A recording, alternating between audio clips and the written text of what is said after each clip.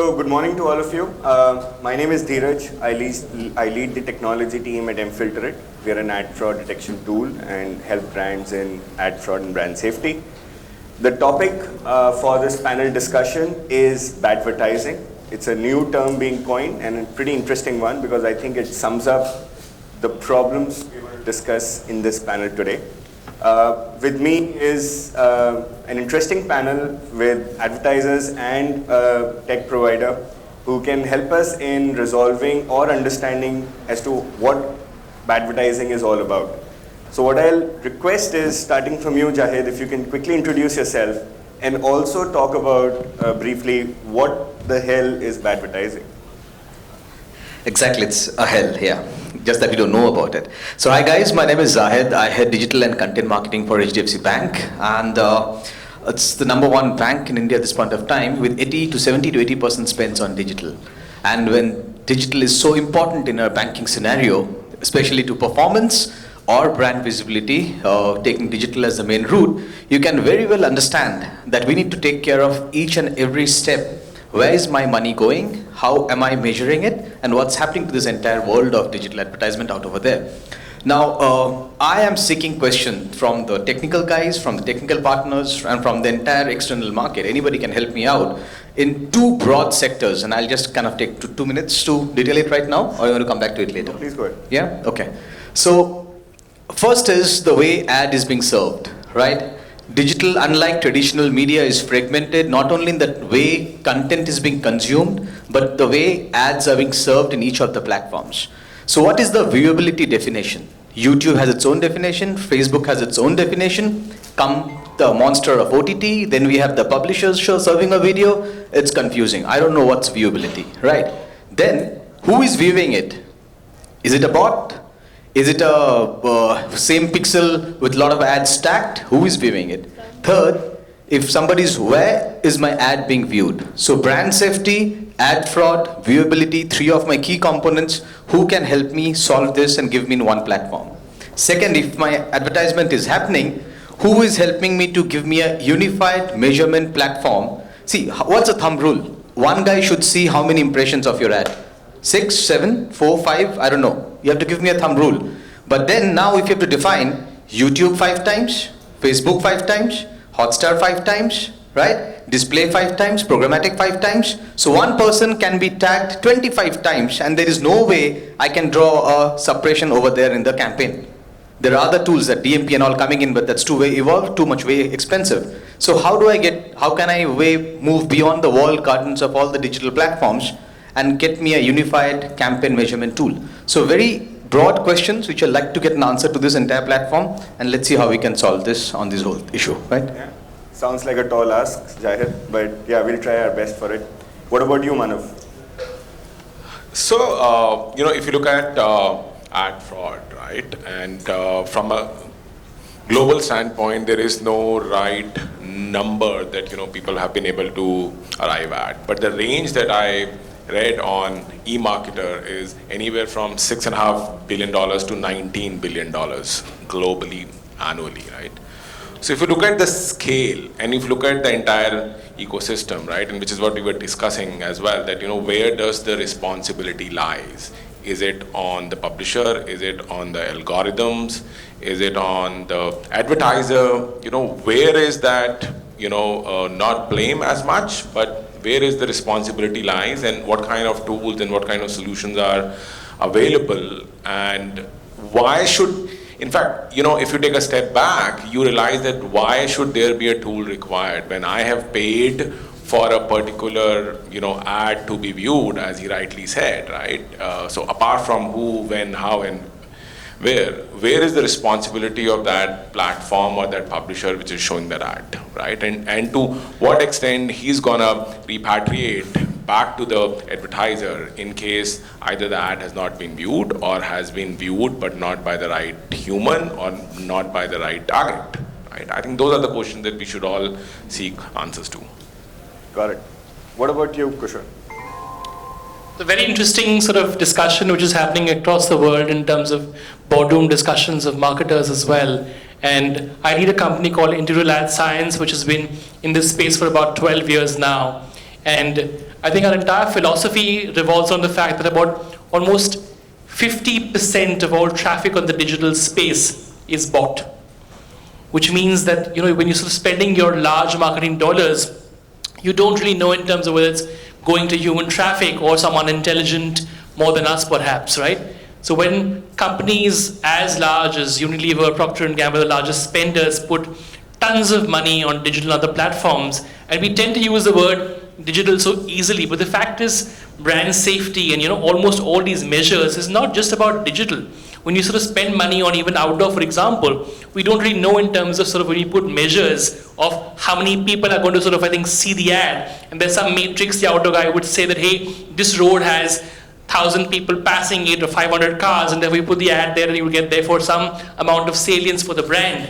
But the same question when sort of, I think, we ask these questions from the duopoly, which is probably sort of, I think, more with it today and sort of says that, hey, this is measurable or this is viewable or pretty much all that. We take it, I think, in a sense, to be answerable to say that because it comes from very large organizations, so we kind of give it that sense of maybe, I don't know, as a marketer, we don't challenge it as much because we say, Google can't be wrong or Facebook can't be wrong. But that's where I think perhaps the big sort of, I think, kind of carpet just went on the floor when sort of the same largest companies pulled out their biggest monies 3 or 4 years back. So the spends went away, and I think that's the time when I think our company got really sort of known world over as well. And not just us, across the world itself, there's a large emphasis in terms of the fact that if you're spending such crazy amount of money, do you even really know in terms of whether the context of where, for example, the advertising is going? I'm giving a recent example. We had about 5 or 7 clients recently who clearly said that, we don't want to be associated in any manner with the Indian political situation. So you may have an advertiser who consciously decides that, when Mr. Modi's pictures come up, we want to make sure our brand comes up. And that's the KPI they send out to their agency because they know that India Times is going to have larger impressions when there's news around politics, and therefore put the ad up there, there's a larger chance. But the fact is that perhaps may not work with a lot of advertisers who say, politics or religion or X is not brand safe for us. So say, for example, when we work with a client like a GSK, we're so finicky with the fact that, it has to be so easy that there could be no element of surprise as well, which means that even if, for example, if kids are shown in a particular video which is not relevant to what GSK standards are, it is sort of not allowed. I'm going to try and sort of, in fact, take you back to sort of an example which kind of we got triggered and we sort of had phone calls going out to headquarters. Is all of us know of a very large brand which suddenly got into the whole space, which is Patanjali, which spends huge amounts of money across all media. And there was this video which was of the chairman of the company, which got sort of trolled as well. And the video was kind of not in good spirit as well. And for some strange reason, the brand managers, when they put their money, actually had their brand, Patanjali toothpaste, on the same video. We had calls saying, remove this video literally in nanoseconds. Meaning it was just not right? Which means today, for example, we're talking about the fact that advertising needs to be correct, but the fact is all of this today happens pretty much programmatically and through machines, right? So the fact is sort of how do you do it real time, which is why I think, Dheeraj, it makes more relevant sense for, I think, marketers today to invest in tools and technology which can literally have some sort of a artificial intelligence mechanism which understands pages, and there's sort of scientists which sort of say that, hey, this works, this doesn't work, and you sort of can't have your ad there. So I think one statement I can make, which I think if all of you can take back home, is last year's number for bot versus human traffic online was 56%. What that means is machines have already overtaken us. Machines are more than human beings on the online internet. And that talks volumes of the level of ad fraud and talks volumes of where your digital money is going. And that number is last year. It's actually expected to grow exponentially this year. So that's one food for thought for all of us.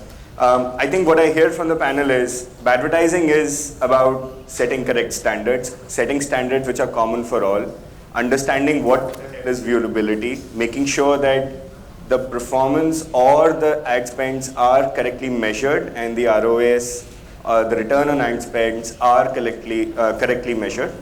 I also understand from Manav is that who do you hold responsible and how do you get chargebacks for this? So one thing is, okay, a fraud happened, right? Now what do you do after that? How do you make sure you recover your money about it?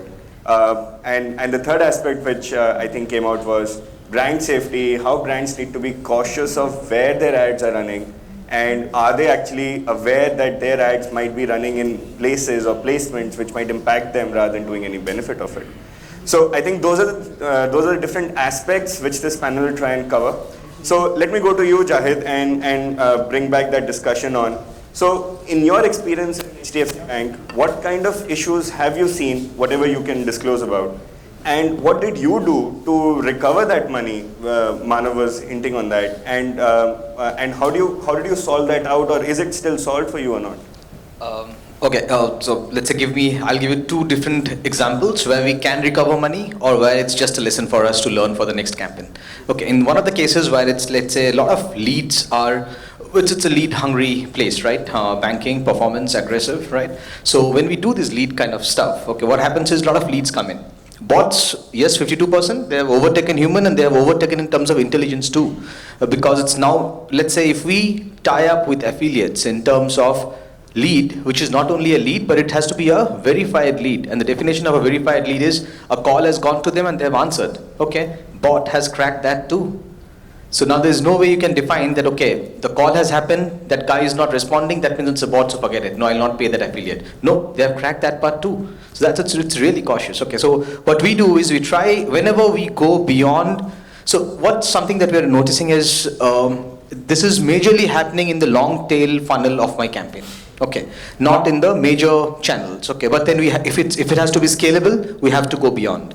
And so when we go beyond, we kind of the kind of deal that we strike with them, we are very cautious of that, and we ensure that we do basis the pay after verifying from the tools what is a bot lead, what is a bot registration. Like in one of my app install and app registration campaigns, so what we saw was very good cost per registration when we actually evaluated. In fact, the tool was a M-filtered tool that we used. 15% was bot. And they had not only ensured installation, they had ensured registration, and these guys have an ability to do a first transaction also, or a first click, first event. Depends as to what kind of campaign deals that you strike. Okay, so we have to be. So the tools obviously helped us. The only thing that we could do very clearly and loudly is we evaluate before paying, we analyze, we reduce the entire registration. Obviously, we don't report, and then we don't pay. And that's the way our way of indemnification, So I think one key takeaway is if any of you are actually spending money and assuming that if I'm getting a lead or if I'm getting a registration or I'm getting a sale, how can that be wrong? You might be in for a surprise. Fraudsters have managed to fake sales, have managed to fake registrations, as Jahid mentioned, have actually managed to fake a phone call. So all of this is easily possible. The indirect impact is, let's say you have a finite call center, okay, who has to now call to all these bot leads, and your bandwidth is getting choked over there, and not in actually a real call, which actually will give you much more incremental So not benefit. only are you paying for bad advertising, you're actually paying for your infrastructure cost on your call center as well. Okay, what about you, Manav? What did you experience in your past and current organizations, and what have you done about it? So if you really look at the industry verticals, right, you realize that the largest, fraud happened in e-commerce, and after e-commerce, it is largely the entertainment and OTTs, as you rightly said, which are now taking up, and I think that's after that is your BFSI. So from, that entire breadth, if you realize that not only it is IVTs or brand measurements, it is largely the inhuman traffic, downloads, clicks, impressions, right? Across the spectrum, it has permeated so much that you just, can't do about it. And India, from a ranking standpoint, ranks in top 5, if not top 7, when it comes to ad fraud.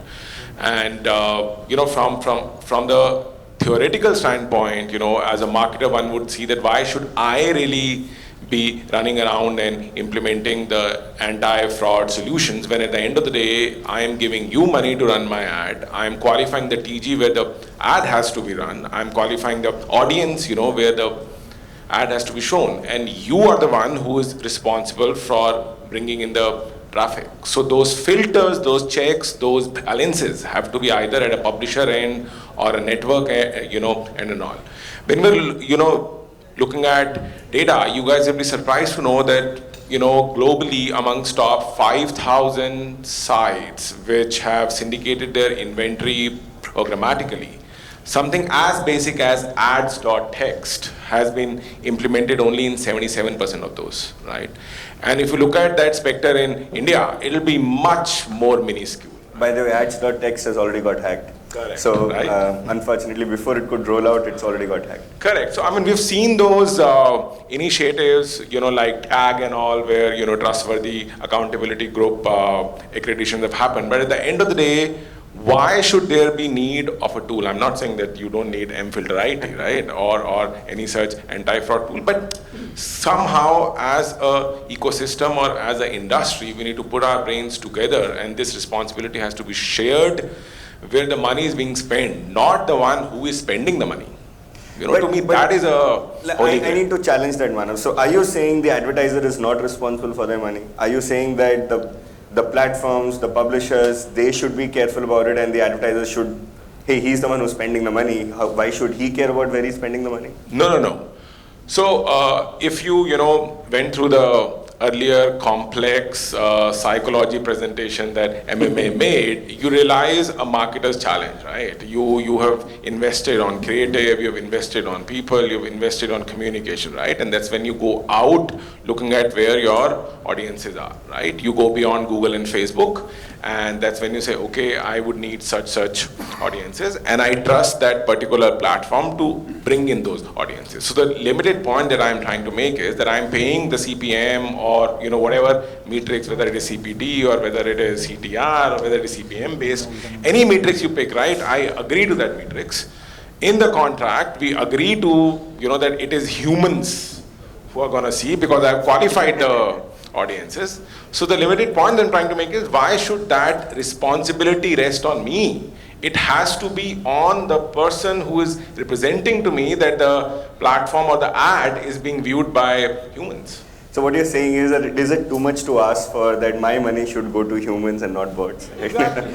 Okay, so Kushal, what's your view on it? Do you think letting the platforms, and platforms are now becoming broader, there are OTTs, there are walled gardens, do you think letting them decide on fraud or brand safety aspects is the right way to go? Because don't you think they would have a vested interest, because they're going to earn out of the media money? So would their interest be aligned by the in line with what the advertiser is expecting? So we've all read and we've known that, the largest companies around the space, which is Facebook and Google, are not here for charity.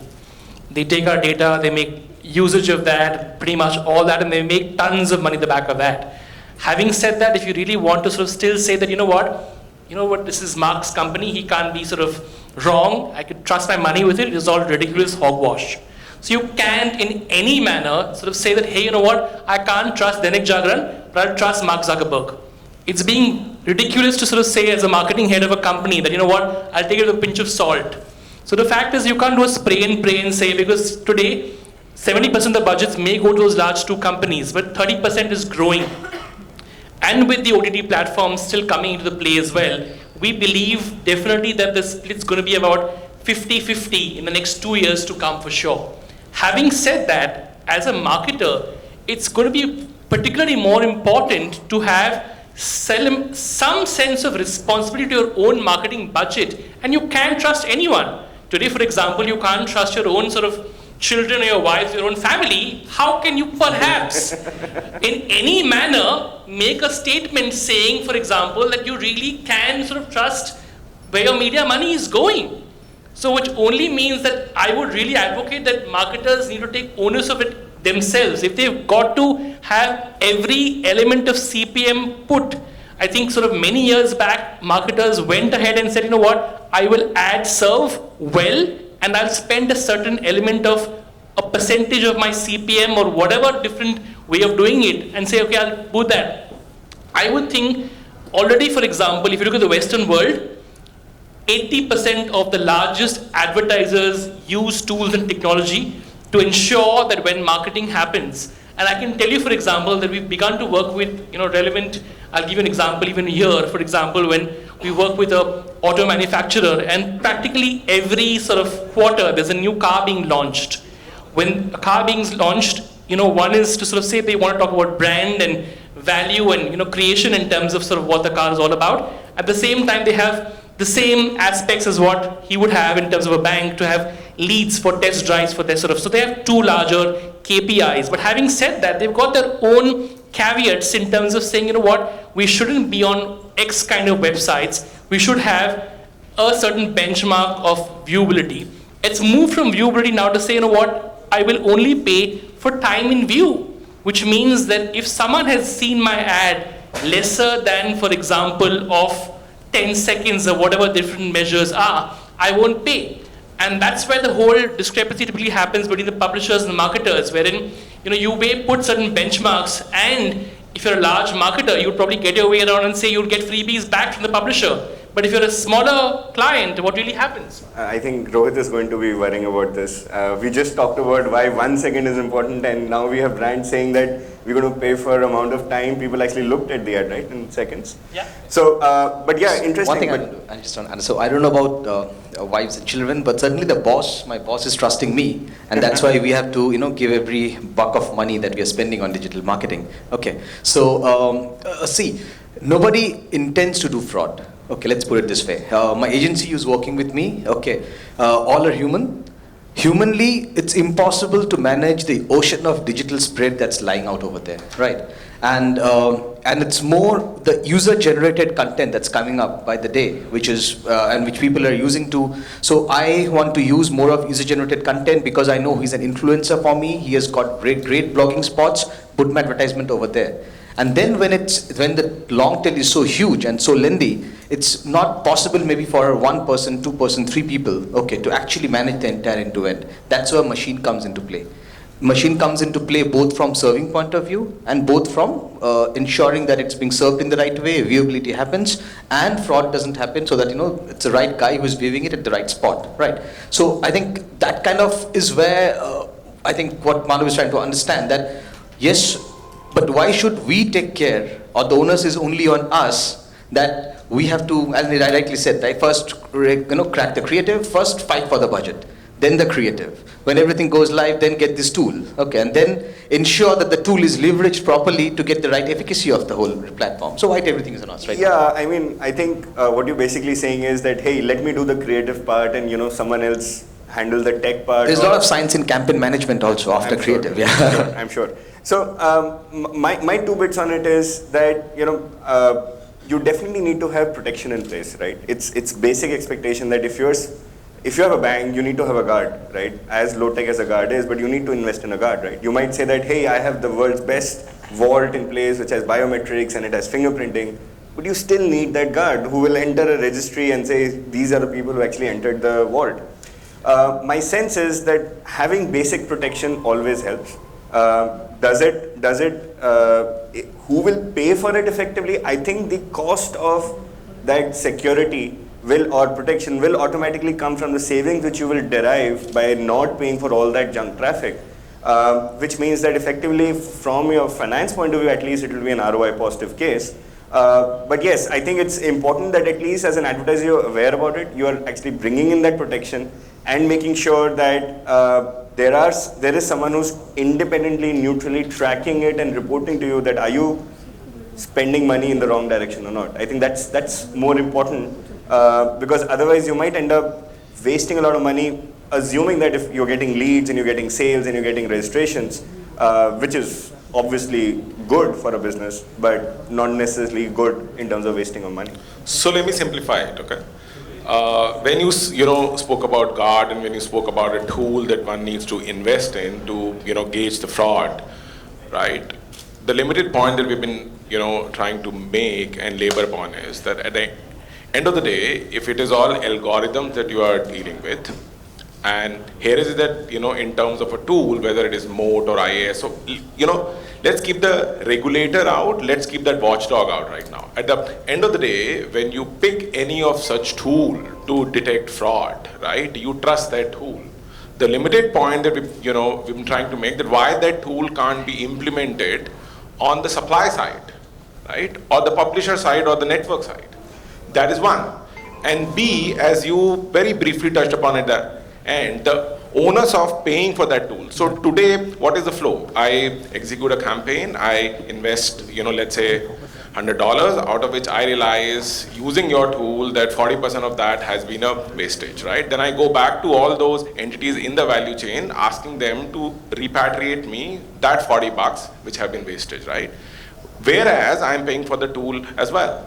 Why is it that those entities in the value chain don't invest in such technologies which detect fraud proactively and bill me $60 rather than $100? That's a limited point, right? And you can't justify it by saying that boss, you are spending money, you should be cautious of your money. Of course I'm spending money and I'm cautious of my money, which is why I know that out of $100, $40 have been a wastage. But that can't rely solely on us. So let me just answer that as well for you. And it's not about sort of saying that you've got to sort of invest in those tools. So we have publisher partnerships as well, which means that today, for example, if the smallest advertiser sort of reaches out to, for example, a company like Google or Facebook or any other publisher, they could actually ask for a solution which is kind of third-party validated. And there's end-to-end seamless integration from our side as well, which means that he doesn't need to sort of spend money on a tool, but he could just take it with a huge leap of faith then, because the fact is we're almost like accrediting real time of literally even before the impression gets served, we know where it's going to be served.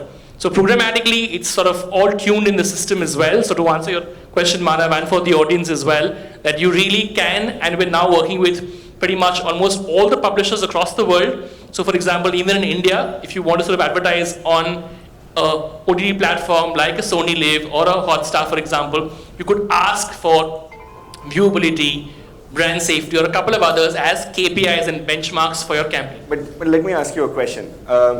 Say the tool has been implemented by Hotstar and Z5 and all the OTT partners. Right. Now, but what about the neutrality of it? What about the commercial intent behind it? The publisher or the platform is actually going to be earning from the media spend.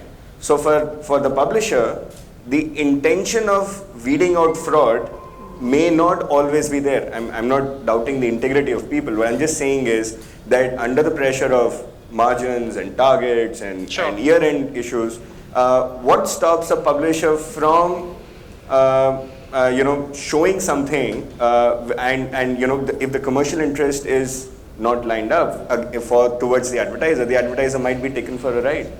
What's your thought on that? So I think it's not about just about, it's a whole ecosystem which is being created, and I think at that's what we India started global from. level as well, it's in a sense of things. If you look at the IAB, the way it's functioning, it's doing a lot in terms of just ensuring that the kind of full ecosystem is kind of all attached to it as well. So no one's really going to say that, hey, only you're responsive or only you're or whatever. But the fact still remains that at the end of the day, the publisher is doing his bit because he's got his own KPIs of goals in terms of sort of revenue targets and pretty much all of that. And as a marketer, you've got your own challenges to sort of scale, for a bank or anyone for that matter as well, right? So there is that leap of faith, but the point is still, the question is that, going back to the holy grave, that because digital is literally sort of measurable real time, we ask these sticky questions. We don't really ask these questions when it comes to a full page ad in a newspaper or somewhere else, and we'd never say, brand safe, viewability, who's going to want me to take it with ease, right? No problem. We've got a brand launch coming. Let's put the money. Let's put 5 crores on 2 full spreads. But here, because everything can be, literally sort of micro targeted, let's really put the granules, let's really get the whole ecosystem shaken up and put so many cogs in wheels. But the fact is, we're getting to that space and it's only going to become like commonplace, and we'll do it easily in the next couple of years. I remember a leading newspaper chain printing newspapers and dumping them into a warehouse so that they could jack up their readership numbers, so that advertisers could feel that their reach has actually reached to so many millions of users, while all those newspapers are dumped into a warehouse. Yeah, absolutely. I think I agree with you, Kushal, that digital has actually, people expect more from digital. People expect more measurement, more transparency, more performance. Dominantly, most advertisers may not expect performance from a TV campaign or an FM campaign, but they'll expect more performance from a simple digital campaign.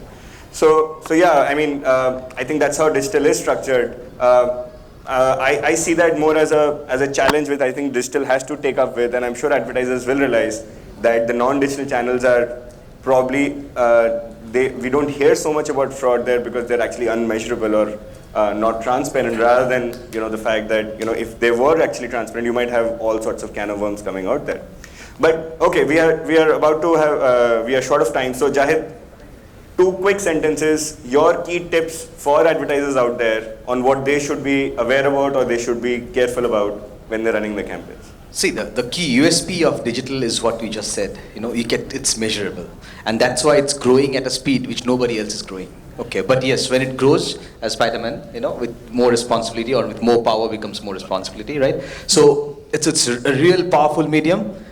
If you are the marketeers or you are the publisher or you are the agency to a very key marketeer of yours, we'll have to ensure the whole thing is people were not even open to digital, right? Now they are open, people are going aggressive, they have started pushing the pedal. Now that you have done this, it's very important to understand what's next. Next is to get the right measurement, to get the efficacy of the entire campaign that we're doing. And in this process, it makes sense to invest 5%, 6% of your marketing budget in key integral tools. Be it the publisher, be it the marketeer. That's separate conversation. To invest in these tools and have a better measurement of your campaign, to be happy with a more accurate number than to suffice yourself and the top management with a much more superfluous report, and we don't know exactly what to derive out of it. So I think key thing, keep pushing the pedal, but invest in tools which is not more than 5 to 6% of your media cost, and that will help us to get us more accurate reports. But keep questioning, and that how do I get a unified approach, be it IAS, be it Nielsen, who can give me the answer? How can I break the walled garden to get more of a unified approach and campaign approach and reporting? So basically follow true metrics rather than vanity metrics and measure your campaigns, right? What about you, Manav? So I think in times to come, marketers will have to be much more smarter. 2 of us are here right now, right? But as the technology will grow, and as you are the one on whose shoulders the spends rest, so it becomes your responsibility as well to ensure that you get the maximum bang out of the buck. So I mean, no one else can take away that from you. That is one. Second, I think as some of the biggest spenders from a brand standpoint have showed the power, and the largest video platform had to really step back and think how they're gonna impact the brand safety.